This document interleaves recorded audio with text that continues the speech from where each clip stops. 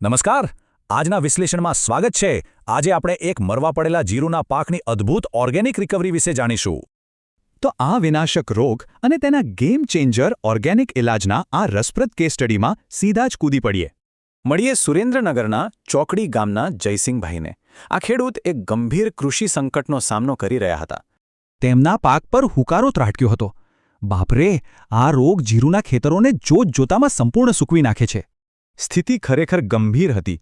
જયસિંહભાઈનું પૂરા 1.5 એકરમાં પથરાયેલું જીરું એકદમ ખરાબ રીતે સુકાઈ રહ્યું હતું.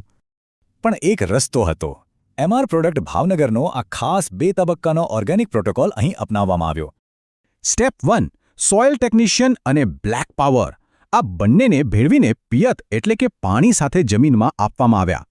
અને સૌથી આશ્ચર્યજનક વાત, આ 1.5 એકરની ટ્રીટમેન્ટનો કુલ ખર્ચ માત્ર અને માત્ર ₹1350 થયો.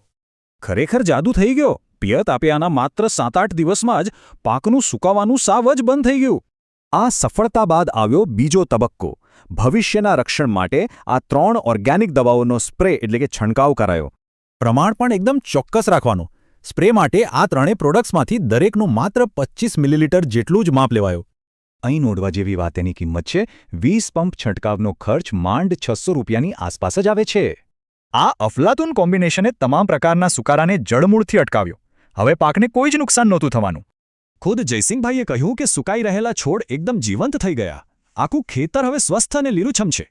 કેમિકલ કરતાં આ અલગ કેવી રીતે છે?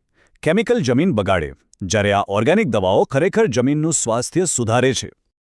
અલબત્ત, નિષ્ણાતનું માર્ગદર્શન જરૂરી છે. વિતરક શૈલેષભાઈ પહેલા જાતે ખેતરમાં જઈને રોગની તપાસ કરે છે, પછી જ દવા આપે છે.